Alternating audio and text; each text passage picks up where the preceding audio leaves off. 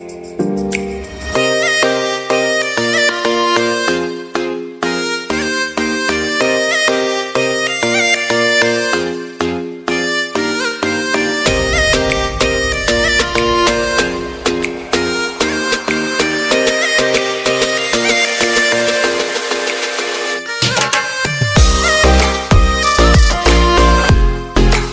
की शुरुआत में हम मार्शल आर्ट ग्रुप वालों को देखते हैं, जहां पे एक लड़का आके टैनलिंग को बताता है कि वीचू बहुत ज़्यादा ही इंजर्ड हो चुका है और वो अब लड़ने के काबिल भी नहीं बचा, उसके पैर बिल्कुल बेकार हो चुके हैं। तो टैनलिंग कहता है चलो ये तो अच्छा हुआ, यानी कि अपन ताइची का पूरा नीचे गिरा सकते हैं और ताइची को ख़त्म कर सकते हैं। लेकिन इतने में टैनलिंग के मोबाइल में मैसेज आता है कि मुझसे बाहर आके ज़रा मिलो। इतने वो स्ट्रेंज पर्सन खड़ा होता है और वो कहता है ये सब तुम जैसे कि समझ चुके होगे कि मैंने किया है, और ये लो ताइची की फैमिली के कुछ सीक्रेट्स हैं इस बुक में, तो तुम इसे अच्छे से पढ़ लेना और जिससे तुम ताइची को नीचे गिरा सकते हो बिना किसी मुश्किल के। लेकिन वो ये कहता है इस बार कोई भी गलती नहीं होनी चाहिए। तो टैनलिंग कह देता है हाँ इस बार कोई भी गलती नहीं होगी। उसका वो स्ट्रेंज पर्सन कहता है ज़्यादा टाइम नहीं लगना चाहिए ताइची को ख़त्म होने में, और फिर वो बुक वहीं पे छोड़ के चला जाता है। उसके बाद यहाँ पे टैनलिंग कहता है जो ओरोची का कोई ना कोई बंदा होगा या फिर मास्टर होगा। हम हायान को देखते हैं, जिसके बाद चैन की कॉल आई होती है। चैन कहता है कि यहाँ पे सब लोग ताइची छोड़ के जा रहे हैं क्योंकि उन्हें पता लग चुका है कि वीचू इंजर्ड हो चुका है। चैन ये भी कहता है क्योंकि सब लोग यहाँ पे इसलिए आ गए थे वापस क्योंकि उन्हें लगा था कि वीचू अब उन्हें ट्रेनिंग देगा और वीचू की ट्रेनिंग ही वो देखना चाहते थे। इस वजह से वो लोग ताइची में ज़्यादा से ज़्यादा बंदे जुड़ रहे थे। लेकिन अब ताइची से सब के सब यहाँ से जाने लगे हैं, जो बहुत बड़ी दिक्कत होने वाली है अपने लिए। इसके बाद में ताइची के सब लोग को दिखाया जाता है जो कि वहाँ से जा रहे होते हैं और रुकना नहीं चाह रहे होते हैं। वहीं पे चैंग और यांग आके उन सबको समझाते हैं कि आप लोग ताइची को छोड़ के ऐसे कैसे जा सकते हैं। आप जानते हैं वीचू अभी हर्ट हो चुका है बहुत ज़्यादा, लेकिन तब भी आपको प्रैक्टिस करनी चाहिए। लेकिन वहाँ पे एक लड़का खड़ा होता है, वो कहता है वीचू से ही हम सीखने के लिए आए थे और वीचू के सीक्रेट्स भी सीखना चाहते थे, लेकिन अब वीचू ही नहीं रहा है तो हमें कौन सिखाएगा। जिस बात पे चैंग और यांग कुछ नहीं बोल पाते हैं। वहीं पे वहाँ आ जाता है हायान भी। हायान कहता है जैसा कि आपसे वीचू ने प्रॉमिस किया था सिखाने का वो वैसे ही चलेगा, लेकिन वीचू की जगह अब मैं आपको सिखाऊंगा और आपको ताइची को ऐसे मुश्किल वक्त में छोड़ के नहीं जाना चाहिए। आप अपने मन से पूछ के देखिए कि आप ताइची को सचमुच में छोड़ के जाना चाहते हैं। आप चिंता मत कीजिएगा, मैं आपको भी कुछ ताइची के सीक्रेट सिखा दूंगा, इसलिए आपको चिंता करने की ज़रूरत नहीं है। लेकिन यहाँ पे चैंग और यांग गुस्सा हो जाते हैं। वो कहते हैं हायांग से आप कैसे ताइची के सीक्रेट सिखा सकते हैं इन बच्चों को। लेकिन हायान कहता है हम इन्हें कम से कम कुछ बेसिक तो सिखा सकते हैं, क्योंकि तुम लोग को पता होगा वीचू का भी यही सपना था कि ताइची पूरे देश में प्रसिद्ध हो जाए, और ताइची देश में तभी प्रसिद्ध हो सकता है जब अपन नेशनल कॉम्पिटिशन में जा पाएँ, और तभी ये अपना सपना पूरा हो सकता है। तो यहाँ पे चैंग और यांग भी मान जाते हैं कि चलो हम भी आपका साथ देंगे इन लोगों को प्रैक्टिस कराने में। फिर हम हायांग को देखते हैं जो बहुत ज़्यादा चिंता में बैठा होता है क्योंकि वीचू को चोट लग चुकी होती है और नेशनल कंपटीशन पास आ रहा होता है जो कि टैनलिंग के साथ था। वहीं पे आ जाती है प्याओ भी। प्याओ कहती है कि सब कुछ कैसा चल रहा है, कि आपको मेरी कुछ मदद चाहिए है। लेकिन हायांग कह देता है तुम्हें पूछने के लिए शुक्रिया, लेकिन हमें तुम्हारी कोई मदद नहीं चाहिए। तो यहाँ पे ये प्याओ सोचती है क्या मुझे इन लोगों को बता देना चाहिए कि मुझे भी ताइची बहुत अच्छे से आता है और मैं इनकी मदद कर सकती हूँ, लेकिन वीचू ने मुझे मना किया इसलिए नहीं बता सकती। तो यहाँ पे जियाओ भी आ जाती है। जियाओ कहती है जी मैं हायांग के लिए खाना लेके आई हूँ, और दूसरा डिब्बा वो प्याओ को पकड़ा देती है। उसके बाद हम वीचू को देखते हैं जो हायान को कॉल लगा के बता देता है कि फेंग फैमिली की ताइची की सीक्रेट बुक चोरी हो चुकी है, और मुझे लगता है जो कल चोर मेरे ऊपर अटैक किया था स्ट्रेंज पर्सन ने, शायद उसी ने मेरी बुक चुराई है। अब तुम लोग ज़रा संभल के रहना, अगर वो बुक ज़्यादा लीक हो जाती है तो अपना ताइची पूरा ख़त्म हो सकता है, इसलिए थोड़ा संभल के रहो और ट्रेनिंग बहुत अच्छे से करना। इसलिए मैं तुम्हें पहले से वार्निंग दे रहा हूँ कि ट्रेनिंग अच्छी से होनी चाहिए, क्योंकि अगर ये बुक टैनलिंग के पास लग गई तो अच्छा नहीं होगा। उसके बाद हम यहाँ प्याओ को देखते हैं। प्याओ यहाँ पे वीचू से कहने के लिए आई होती है कि मैं अब ताइची में अपना ट्रांसफ़र ले रही हूँ और मुझे पूरा भरोसा है कि तुम मेरा इसमें सपोर्ट करोगे। लेकिन वीचू कहता है कि अगर तुम्हें ताइची पसंद इतना नहीं है तो तुम उस पर कभी मत जाना, क्योंकि इससे तुम्हें बहुत ज़्यादा दिक्कत होगी और तुम मेरी वजह से ताइची में बिल्कुल मत जाओ। लेकिन यहाँ प्याओ बता देती है वीचू को कि मुझे ताइची पसंद है और मैं ताइची में तुम्हारी वजह से नहीं खुद की वजह से जाना चाहती हूँ। तो वीचू भी यहाँ पे मान जाता है। उसके बाद हम वीचू को सोते हुए देखते हैं, जिसके बाद प्याओ आके उसे बहुत प्यार से देख रही होती है। यानी प्याओ के दिन में भी अब घंटी बज चुकी है वीचू के लिए, और वीचू के वो बाल भी बहुत अच्छे से सही कर रही होती है। उसके बाद हम प्याओ को देखते हैं जो कि डॉक्टर चैंग से बात करने के लिए कॉल लगाती है। वो डॉक्टर चैंग से पूछते हैं कि आपको लगता है कि वीचू जल्द से जल्द ठीक हो सकता है। तो यहाँ पे डॉक्टर चैंग कह देते हैं हाँ, वीचू जल्द से जल्द ठीक हो सकता है, लेकिन उसके लिए बहुत ज़्यादा मेहनत करनी पड़ेगी। मैं एक थेरेपी के बारे में बता देता हूँ, नून फ्लो ओपनिंग एक्यूपॉइंट। ये एक थेरेपी होती है, अगर इस थेरेपी को अच्छे से परफॉर्म किया जाए तो वीचू की रिकवरी बहुत जल्दी हो जाएगी। तुम इसके बारे में लाइब्रेरी में जाके अच्छे से पढ़ सकती हो, इससे वीचू जल्दी ठीक हो जाएगा और पहले जैसा भी हो सकता है। तो यहाँ पे हाँ ठीक है कह देती है प्याओ डॉक्टर से। डॉक्टर भी कहते हैं कि उसे टाइमिंग बता के इतने इतने वक्त करनी पड़ेगी तुम्हें थेरेपी। तो यहाँ पे प्याओ भी मान जाती है। प्याओ कहती है मैं अपनी पूरी कोशिश करूँगी। फिर हम प्याओ को लाइब्रेरी में देखते हैं, जहाँ पे वो बहुत ज़्यादा ही पढ़ रही होती है, क्योंकि उसके दिमाग में ये टेंशन होती है कि मैं वीचू को ठीक कर पाऊँगी कि नहीं। इस बात से वो रो भी रही होती है बहुत ज़्यादा। उसके बाद उसे वो बुक मिल जाती है जिससे वीचू ठीक हो सकता है। अब वो बुक मिलने का वो बहुत खुश होती है।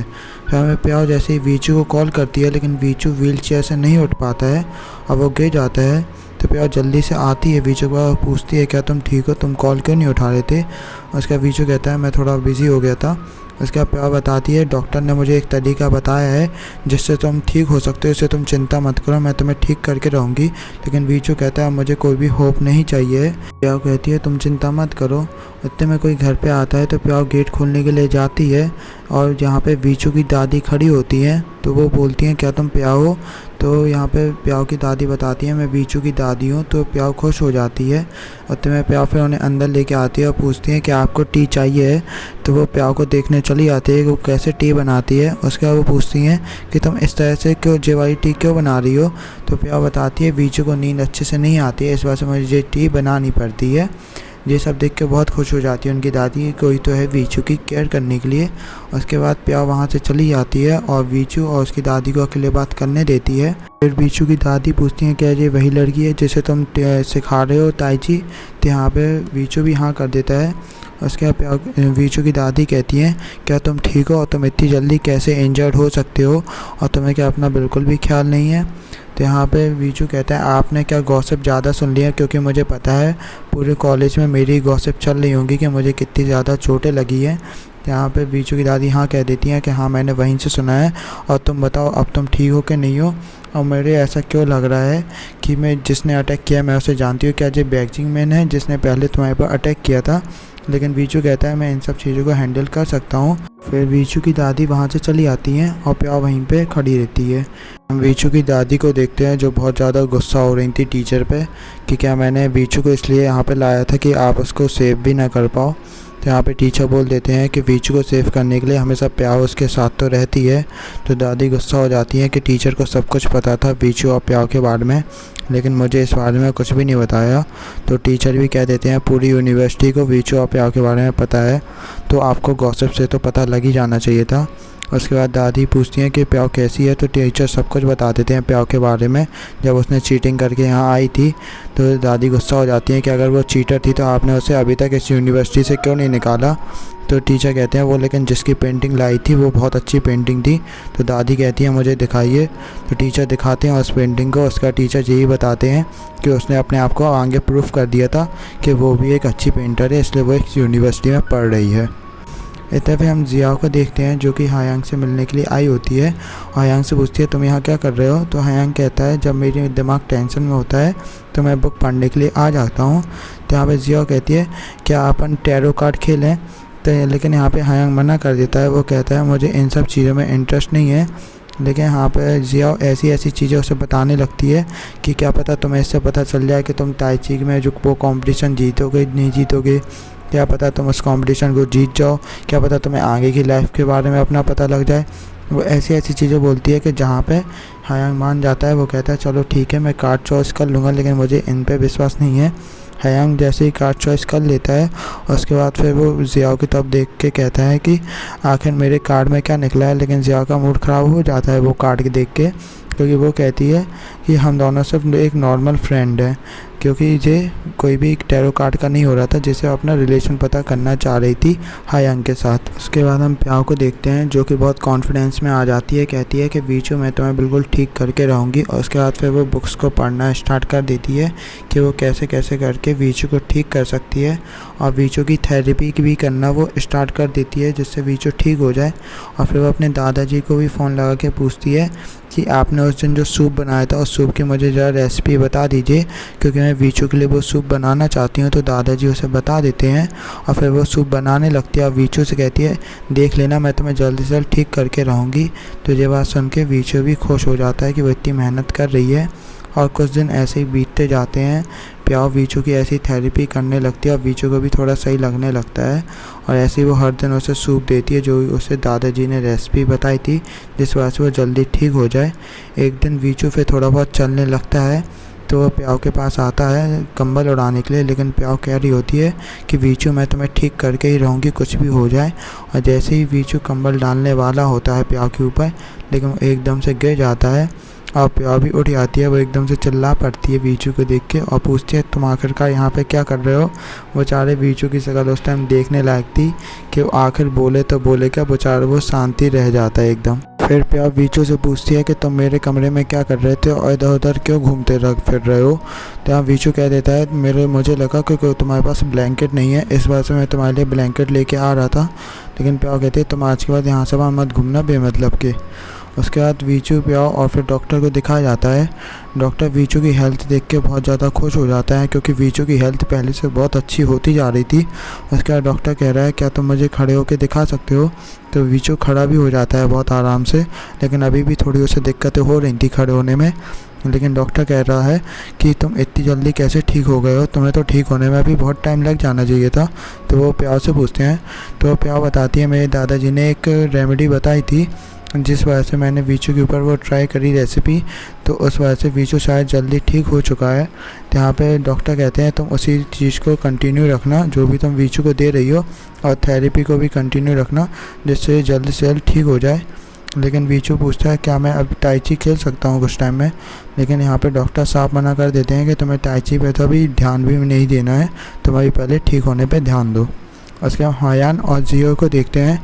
यहाँ पे जियो जो होती है हायान का मूड अच्छा करने के लिए लेके आई होती है, क्योंकि हायान का मूड कुछ टाइम से बहुत ज़्यादा ख़राब था।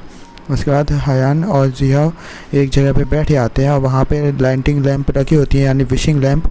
यहाँ पे फिर एक सैड स्टोरी बताती है जियो बताती है इस लैंप को मैं बहुत टाइम से जानती हूँ, क्योंकि जब मेरे दादाजी का मैंने एक एंटिक तोड़ दिया था उस टाइम मैं बहुत ज़्यादा दुखी थी, और मैंने अपने दादाजी को बताया भी नहीं था कि वो एंटिक मैंने तोड़ा है, जिस वजह से मुझे रात की नींद भी नहीं आती थी और वही सपने आते थे कि मैंने ये एंटिक क्यों तोड़ा है, और मुझे वही सपने आते थे कि मैंने ये एंटिक बार बार तोड़ते हुए, जिस वजह से मैं बहुत ज़्यादा दुखी हो जाती थी।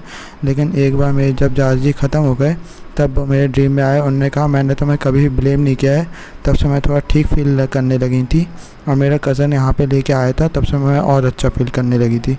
तो इसलिए तुम अपने दिल में जो भी इच्छाएं तुम विश मांग सकते हो।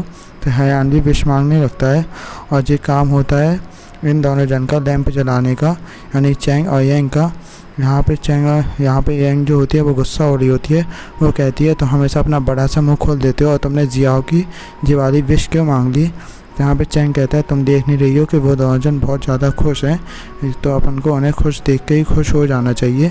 यहाँ पे हायान भी बहुत अच्छे से अपनी विश मांग लेता है और शुक्रिया बोलता है जियाओ से कि उसे इतनी अच्छी जगह पे लेके आने के लिए। आप लोगों में से किन किन को लगता है कि इन दोनों की भी स्टोरी आगे बढ़ सकती है, चैंग और यांगमिंग की, और ये दोनों जी आगे चल के एक कपल बन सकते हैं। यहीं पे जो एपिसोड एंड होता है।